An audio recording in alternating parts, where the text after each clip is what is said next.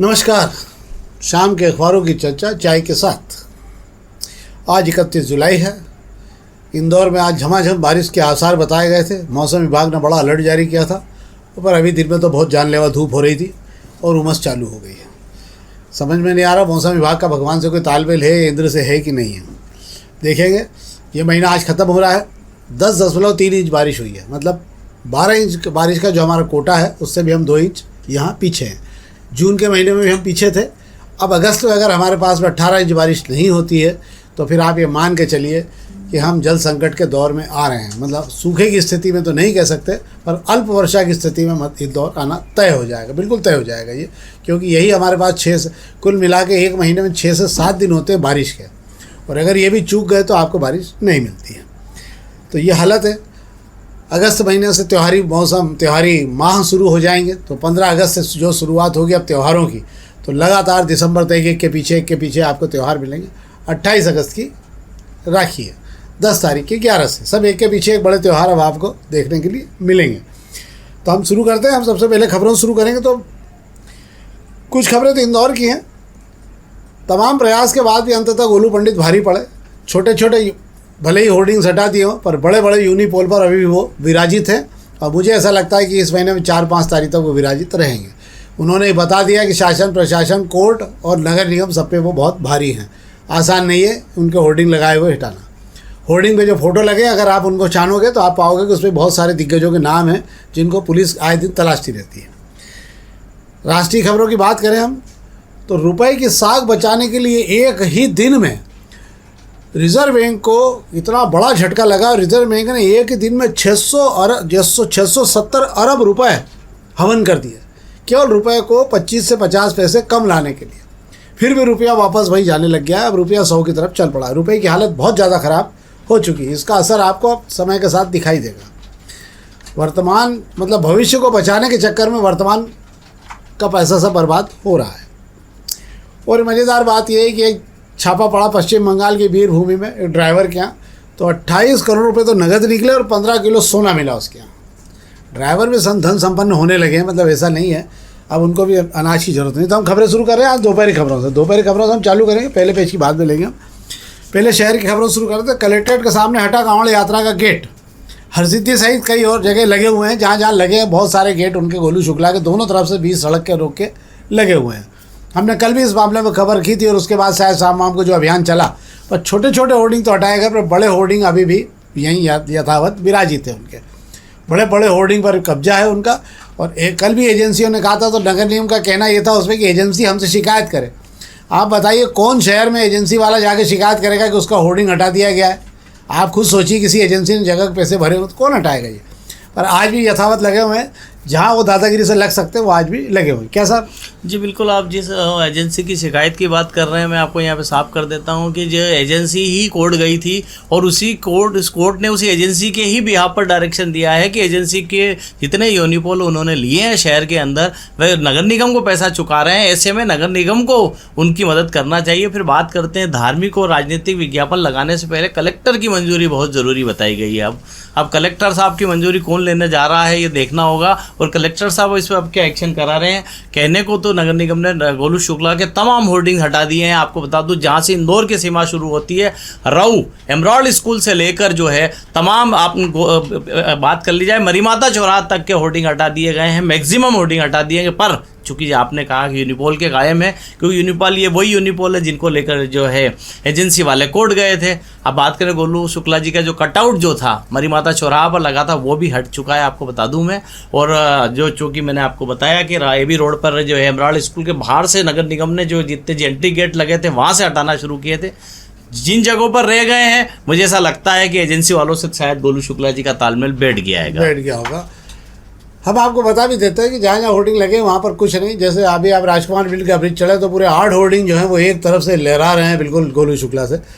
पर ठीक है, शहर भर में जब आप किसी एक कोई सुविधा देने को तैयार हो जाते हो तो फिर सिद्धांतों की बात नहीं करना चाहिए, फिर सिर्फ लगाना हो लगाए, जिसको जहाँ चिपकाना हो। और वैसे भी ये जो आप यूनिपोल की बात कर रहे हैं, जहाँ गोलू शुक्ला जी टंगे हुए नजर आ रहे हैं, तमाम विरोध के बावजूद वे उनकी विधानसभा का हिस्सा है। अब उनकी विधानसभा में अगर आपने यूनिपोल लगाए हैं तो इतनी रियायत तो आपको देनी ही होगी कि वे अपना होर्डिंग जो है कम से कम कांवड़ यात्रा का होर्डिंग तो लगा ही सके। हाँ, कम से कम। जब दूसरे आश्चर्य की बात है, कल रेलवे पे भी घुस गए वो, जहाँ रेलवे के होर्डिंग लगे थे, जहाँ रेलवे के अंदर की साइड पर, वहाँ पे भी उन्होंने जो एजेंसी के होर्डिंग गायब हो गए और उनके वो इसलिए घुस गए हैं कि वे जो रेलवे में जो होर्डिंग लगे वो शहर की तरफ झांक रहे हैं।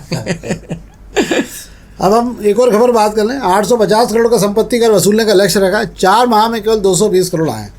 मतलब इस गति से अगर काम चला तो आ जाएंगे 850। जी बिल्कुल, आप जो कह रहे हैं कि 850 करोड़ का लक्ष्य हमेशा 800 करोड़ का रखते हैं। हालांकि बात पिछली बार कहा गया कि 1000 करोड़ रुपए नगर निगम जो है उगाही कर चुका है, राजस्व की वसूली कर चुका है। दावे कितने भी कर दिए जाए, लक्ष्य रखा जाता है, बड़ा लक्ष्य रखा जाता है, कम से कम उसका डर बना रहे और थोड़ी बहुत वसूली हो जाए। चलिए एक और खबर पर केवल संक्षेप में बात करेंगे। जमीनों से जुड़े विवाद को लेकर जो भोपाल ने पूरा खर्रा कायम बताया, उसके अंदर इंदौर सबसे ज़्यादा पिछड़ा हुआ है। तहसीलदारों के यहाँ 2 से 3 साल तक ज़मीनों के केस उलझे हुए हैं, कहीं पर भी कुछ नहीं हुआ। मतलब जो रफ्तार होना चाहिए इस मामले में वो कहीं नहीं है। भोपाल और इंदौर का नाम सबसे ऊपर है। हर जिले में 2 से 10 हज़ार तक ज़मीनों के प्रकरण उलझे हुए हैं। तहसीलदारों के यहाँ तारीखें लगती, 2 से 3 साल तक इन मामलों को निपटाने को तैयार नहीं होते। पटवारी तो रिश्वत के मामले में पकड़ा ही रहे हैं। क्यों साहब? जी बिल्कुल, आप सही कह रहे हैं। और ये पटवारी रिश्वत ना मांगे ऐसा हो नहीं सकता, और जिसने रिश्वत दे दी उसका ज़मीन का काम आसानी से हो जाता है। हाँ, नहीं तो बाकी को ज़मीन देखने के तरस लाले पड़ जाते हैं बहुत बार। इंदौर में एक लोकायुक्त में अधिकारी महोदय पदस्थ थे, एसपी महोदय मेरे अच्छे मित्र थे। तो एक बार ऐसी बात चलने लगी तो बोले जब कोई शिकार नहीं मिलता मुझे 4-8 दिन, तो मैं अपने स्टाफ को कहता हूँ कि जाओ देखो पटवारी को कि हिरण की तरह होता है, ये कहीं ना कहीं गुलांचे मारते पकड़ा ही जाता है। बोले इसको बहुत सबसे आसान शिकार अगर रिश्वत लेने में कोई है तो पटवारी। ये और हिरण एक जैसे रहते हैं, तुरंत इनको जाके आप एक राउंड लगाओ, दूसरे राउंड में तो खुद ही पैसे लेने घर आ जाते हैं। बोले तो ये पटवारियों के शहर में साख है। अब हम अग्निमाण खबर की बात कर ले रहे हैं। अग्निमाण खबर में 1-2 खबरें जिस पर हम बात करेंगे। एक तो कमिश्नर साहब कल पहुँचे थे, कलेक्टर साहब भी पहुंचे थे। तो 110 करोड़ का जो टर्मिनल बन रहा है कुमेड़ी का अंत था, उसका सब मामला हो गया। आज प्राधिकरण में 4.5 करोड़ रुपये भरना था, 4,95 लाख रुपये वो भी भर दिए गए हैं। 4,95 लाख भरने के बाद में यहाँ पर भी अब लग रहा है कि ये कब तक चालू हो जाएगा। जी बिल्कुल सही बात कह रहे हैं कि ठेका लेने वाली एजेंसी ने अगर 4 करोड़ रुपए भर दिए हैं ना, इतना पैसा तो भर दिया है कि अब उससे काम तो करना ही होगा, वरना आईडीए को चुप पे आपको इतना पैसा छोड़ के ही जाना होगा।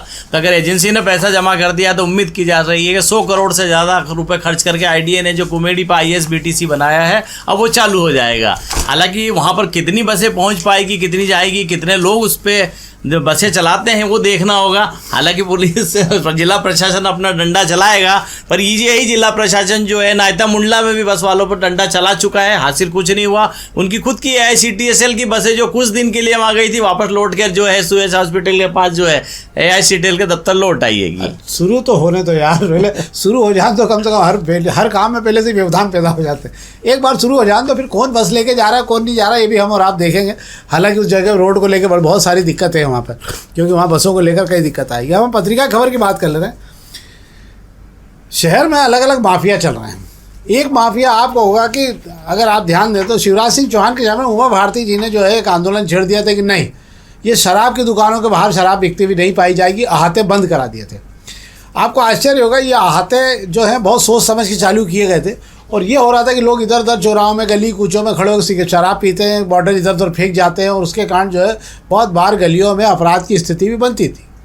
उसको देखते हुए किया गया कि भैया अहाते में बैठा दिया जाए, तो अहाते में कम से कम इससे 2 फायदे हो रहे थे कि अगर शराब की दुकान के साथ अहाता आप ले रहे हैं तो कम से कम 3 से 4 करोड़ रुपये साल के अतिरिक्त आपको देने पड़ते थे। इसका सबसे बड़ा फायदा होता है कि सरकार के राजस्व में वृद्धि हो जाती थी।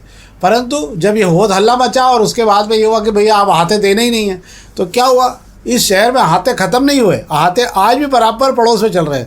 पर जो 3 से 4 करोड़ रुपया एक अहाते से सरकार के खाते में जाता था, अब वो शहर के गुंडों के खाते में जाने लगा। अगर आप इन अहातों की जानकारी लेंगे तो शहर के सारे कुख्यात गुंडे इस अहातों के पीछे आपको मिलेंगे, और ये करोड़ों रुपए कमा रहे हैं। यहाँ से हर दिन का लाखों रुपए का राजस्व है।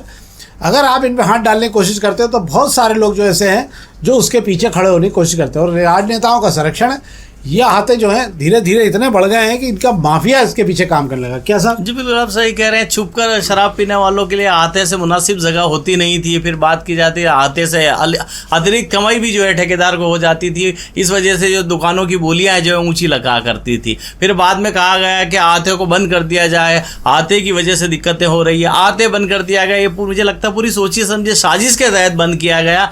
आहते बंद करने का आदेश सिर्फ कागजों में निकाला गया। हकीकत में यह है कि आज भी वो वैसे ही चल रहे हैं जैसे पहले चला करते थे। शराब दुकान के पास में आपने जगह दे दी है, खुली जगह, वहां पर आप जैसे ही एंट्री करेंगे आप आराम से शराब, वहां एंट्री का आपको पैसा लगेगा, खाने पीने की चीजें आपको वहां से लेना है। इस तरीके से ये तरीका लगा। कुछ लोगों ने शराब दुकान के पास में रेस्टोरेंट खोल लिए हैं। बताने को तो है वो रेस्टोरेंट, पर वहां होती है अंदर शराबखोरी। आप शराब लाइए, यहाँ बैठ के खाइए पीजिए और हमसे कुछ खाने का भी ले लीजिए और चल गए आते। तो इस तरीके का खेल चल रहा है। और ऐसी कौन सी दुकान इस शहर में है, मुझे तो नहीं दिखाई पड़ती कि जिसके आसपास अहाता नहीं हो या रेस्टोरेंट के नाम पर जो है शराबखोरी नहीं कराई जा रही हो। 2022 में जब ये ठेके बंद किए गए थे अहाते के, तब तक 22 करोड़ रुपए हर साल अहाते के मिलते थे इंदौर से। अब आप समझ लीजिए कि अगर पूरे प्रदेश की बात कर लूँ मैं, तो अगर मुझे ऐसा लगता है कि एक आध साल के अंदर लाडली बहना के पूरे पैसे तो यहाँ से निकाले जा सकते थे, बहुत आराम से हाथों से निकाले जाते हैं। हालांकि अभी भी जो पैसा आ रहा है वो लाडली बहनाओं को जाता, वैसे भी शराब का ही रहा है सारा पैसा। पर ये हाथों की हालत जो है वो बता रही है कि शहर में, और एक और चीज़ हो गई इसके कारण पूरे शहर भर में तमाम जगहों पर अवैध शराब के ठिए अतिरिक्त बन गए हैं। बिल्कुल सही बात है। जब आप बंद नहीं कर पा रहे हैं तो उसको विधिवत रूप से मुझे लगता है कानूनी तरीके से चालू ही करा दीजिए, दे देना चाहिए। मुझे लगता है इससे सरकार के राजस्व का भला भी और ये सिर्फ हमारे यहाँ ही होता है। आप राजस्थान चले जाइए, आप महाराष्ट्र चले जाइए, कहीं आपको आहते वाला कल्चर नहीं। शराब दुकान से लोग शराब खरीदते हैं और कल्टी भरते हैं, वहाँ कोई खड़ा तक नहीं रहता हैगा। अब हमारे यहाँ तो खरीदना भी वही है, पीना भी वही है, अंदर जगह नहीं है तो सड़क फुटपाथ हमारा है ही। सब जगह अलग अलग मामला है। एक प्रभात खबर खबर पे हम बात कर लेना। प्रभात खबर में जो बेसिक खबर है वो ये है कि एयरपोर्ट पे कल पहली बार लोगों को सेना का बड़ा भारी जहाज इंदौर विमानतल पर खड़ा दिखा। तो उसके बाद में हुआ ये कि सेना का जो जहाज विमानतल पर खड़ा दिख रहा था तो लोग चौंक रहे थे कि यार इतना बड़ा विमान का जहाज यहाँ गया, इतना बड़ा जहाज युद्धक विमान कैसे आ गया। उसके बाद में ये हुआ कि धीरे धीरे धीरे धीरे उस विमान को देखने की भीड़ लगी। ये विमान जो है बांग्लादेश का था और बांग्लादेश से आया था यहाँ चीन, और चीन बांग्लादेश से पाकिस्तान आया, तो पाकिस्तान से ये विमान जो है यहाँ पर आया। कहाँ पे आएगा ये? कराची से इंदौर आया, और इंदौर से फिर ये जो विमान है वाराणसी के लिए रवाना हुआ हैगा। ये बांग्लादेश का विमान है, चूंकि क्या एयरफोर्स का विमान है, अलग तरीके का विमान। इंदौर एयरपोर्ट की पट्टी का पहली बार आया इस तरीके का। तो एक जिज्ञासा बन गई। और जो यात्रियों जो प्लेन में सफर करने आए थे, जो प्लेन से उतरे थे, जो सवार हो रहे थे, उन्होंने अपने लोगों तक खबर पहुंचाई, उन्होंने खुद ने भी उसे देखा। एक मुझे लगता है कि नया माहौल सा बना इंदौर एयरपोर्ट पर, क्या कुछ नया देखने को मिलाएगा। इसमें 2 जहाज भी अंदर जा सकते हैं। काफ़ी बड़ा विमान होता है ये, माल विमान होता है जो बहुत सारे सैनिक सामान ले जाने काम आता है। तो ये तो थी शहर की खबरें। अब हम आपको संक्षेप में जो राष्ट्रीय और जो बाहर व्यापार की खबरें। आज शेयर बाजार पूरी तरह सामान्य रहा, बहुत ज़्यादा चढ़ाव उतार रहे नहीं, क्योंकि संशय की स्थिति में बाजार चल रहा है कि आगे क्या होने वाला है। इसलिए कच्चे तेल के भाव वहीं 100 रुपये के झूल रहे हैं, क्योंकि युद्ध की स्थिति बनी है, उसको लेकर वहाँ पर एक खबर जो सबसे महत्वपूर्ण वो ये है कि रिजर्व बैंक की सांस फूलने लगी। और रिजर्व बैंक ने जो है 23 जुलाई को चंद घंटे के अंदर रुपया जब 96 से 97 की तरफ भाग रहा था, इतनी तेज़ी से भाग रहा था रुपया कि इंटरविनर होना पड़ा रिजर्व बैंक को। और रिजर्व बैंक को रुपए की साख मात्र 50 पैसे से 75 पैसे कम करने के लिए एक ही झटके में 670 अरब रुपए हवन करना पड़े। मतलब 670 अरब रुपए के डॉलर जो है वो बाजार में छोड़ के रुपया तेज़ी से खरीदना पड़ा ताकि रुपये को बचाया जा सके। फिर भी जानकारों का मानना है कि रुपए की हालत सुधरने की कोई स्थिति नहीं है। आज रुपया फिर वापस जाने लग गया है और अगले कुछ महीनों में ये रुपया 100 को हर हाल में टच करेगा। अगर आपके बच्चे बाहर पढ़ते हैं तो आपका नुकसान है, अगर आप जो है आयात निर्यात कर रहे हैं तो आपका इस देश में नुकसान है, और यदि आप कुछ नहीं कर रहे हैं कि दाल चावल रोटी सब्जी खरीदें तो भी उम्मीद करिए कि पेट्रोल डीजल के भाव नहीं बढ़े, क्योंकि सबसे ज़्यादा असर रुपए की गिरावट का आपके स्वास्थ्य पर एक समय के बाद पड़ना शुरू हो जाएगा। जो महंगाई आप देख रहे हो वो रुपए की गिरावट के कारण है।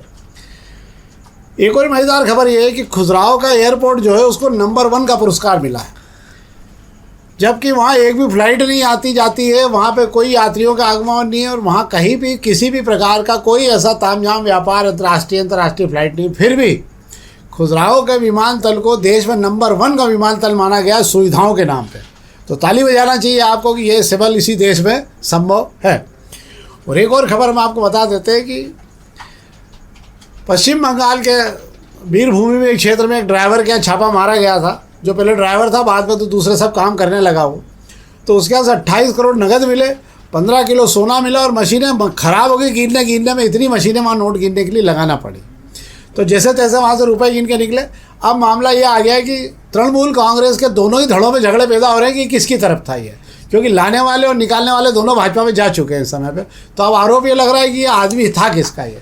तो ये समय के साथ तय होगा कि किसका था और किसका नहीं था। तो ये महत्वपूर्ण खबरें हैं जो इस शहर से जुड़ी होती है, जो राष्ट्रीय स्तर पर हमने आपको दूसरी खबरों की जानकारी भी दी।